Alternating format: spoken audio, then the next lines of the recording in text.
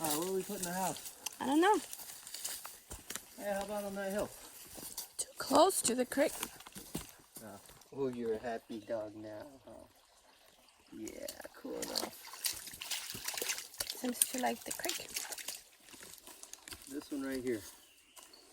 That's poison ivy. Ugh. 3 leaves. See how these have the little thumbs on opposite sides? And then this one has it on both sides. See that? That's how you already have poison ivy. You want to be on high ground, right? Yes.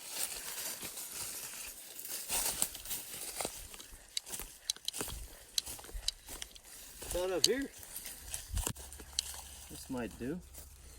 Yeah, it's up on the hill. Away from the creek. Buddy, you're going to be part of our house someday. Hey, look. Yeah. Trail.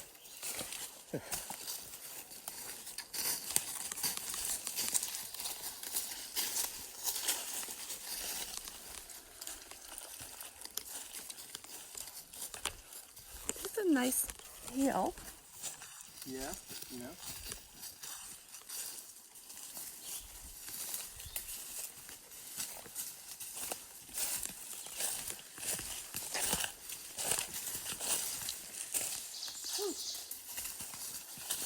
Nice big guy.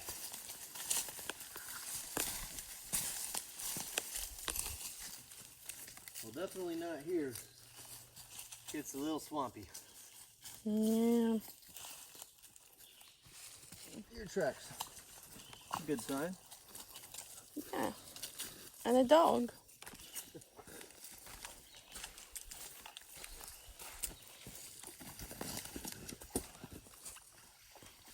You make that? I don't know. What do you think, Nina?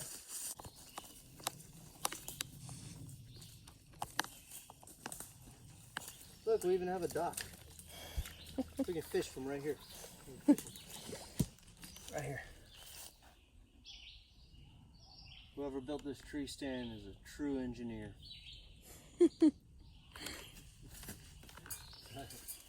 Alright, I think this is it. Top of this hill on the right. It's gonna be the spot. Sounds good.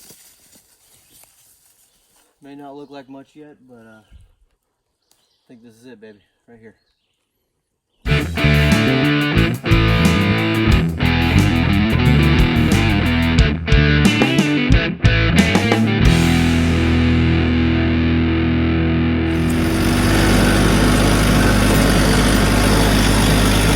Everybody, welcome back to Building the Dream, one tree at a time.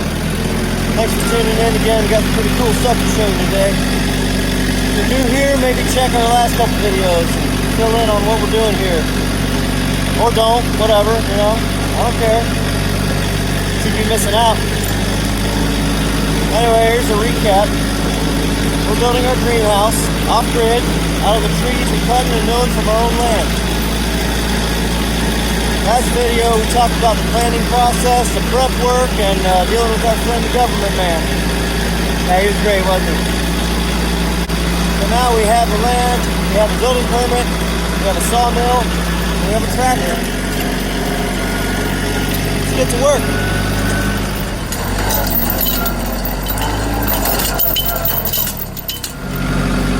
First step is to cut the driveway to the house site we chose. Good news there. Once upon a time, there was a logging road here. Of course, it's all overgrown with saplings and brush. Time to see what this tractor can do.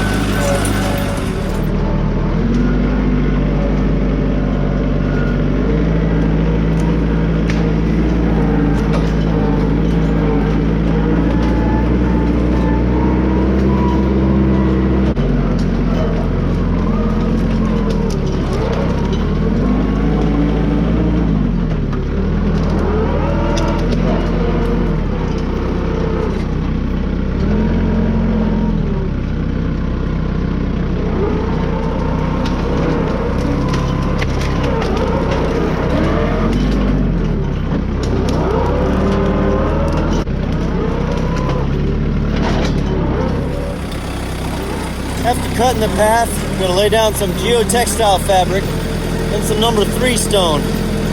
The geotech keeps the rocks from just sinking down into the ground. Also keeps the plants from growing up through the gravel. Then on top of number 3, we're laying down some crusher run to make a nice hard, smooth surface to drive on.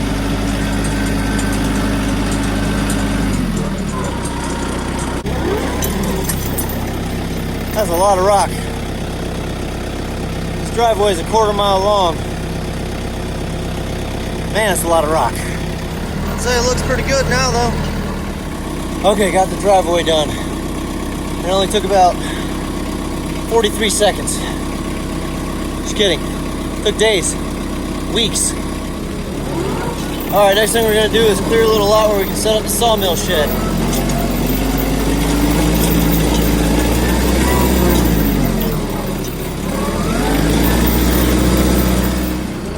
Yep, this spot will do.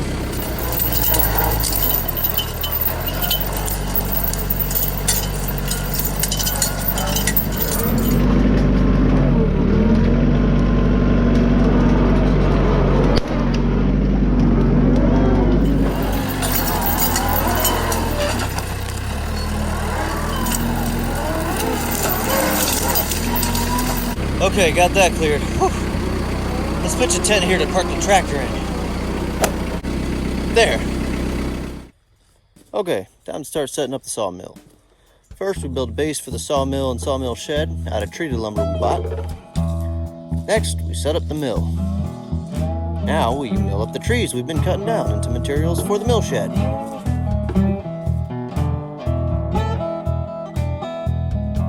Building hot off the mill here. Simple structure, basically just a shed to house the mill head and to store tools. I go ahead and put a little sleeping area in there for when we spend the night out here so we don't have to fool with tents anymore. And maybe we'll install some plumbing. Shoot, even electricity, why not? And there we go.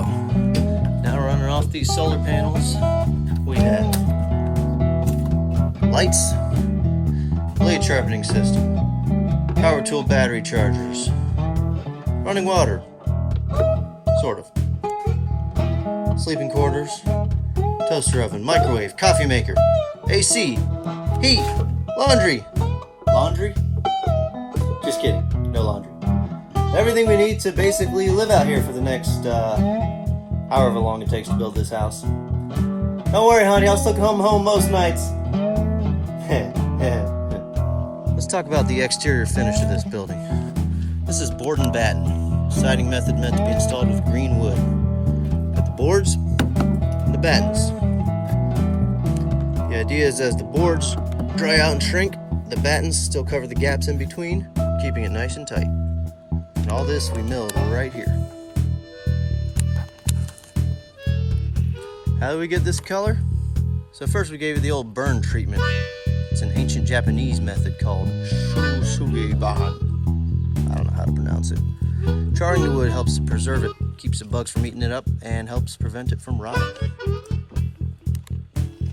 I didn't char it completely, but I think it's enough. It's like painting, but with fire. And then we stained it with, wait for it, used motor oil. My brother-in-law is a mechanic, so I got access to all the used motor oil I could ever want. Does a great job preserving the wood, and I think it looks pretty dang cool too. And it was free. Okay, got our headquarters set up. Let's start clearing the house site.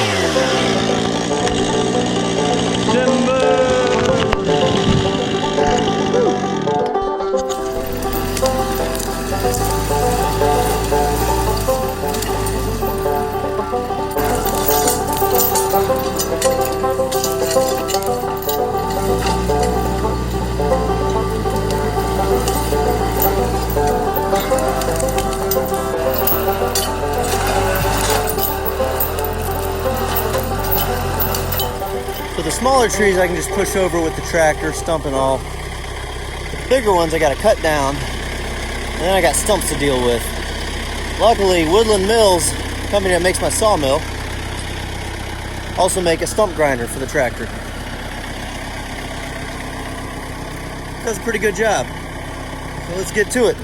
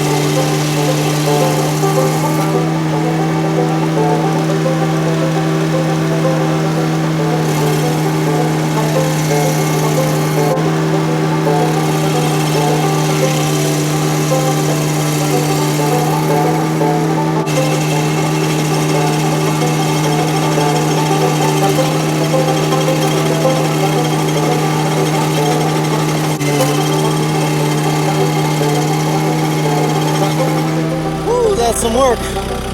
Must have ground about 300 or 400 stumps. It only took me 38 seconds. Just kidding. It took forever. As we cut down trees, we're stacking the bigger ones in piles all up and down the driveway, waiting to be milled into the house timbers. Smaller ones, for now, we're mostly just burning. But Woodland Mills also makes a wood chipper for the tractor, which I don't currently own. Man, it'd come in handy right now. If I do end up getting it, I'll let y'all know. All right, so we have a driveway, a headquarter, a cleared lot. Next step is foundation. That's the topic for the next episode. Stay tuned for that one. And as always, thank you so much for watching. If you haven't already, please subscribe to our channel, share our videos, and feel free to drop us a comment and let us know what you think. Thanks again, God bless, and I'll catch you on the next one.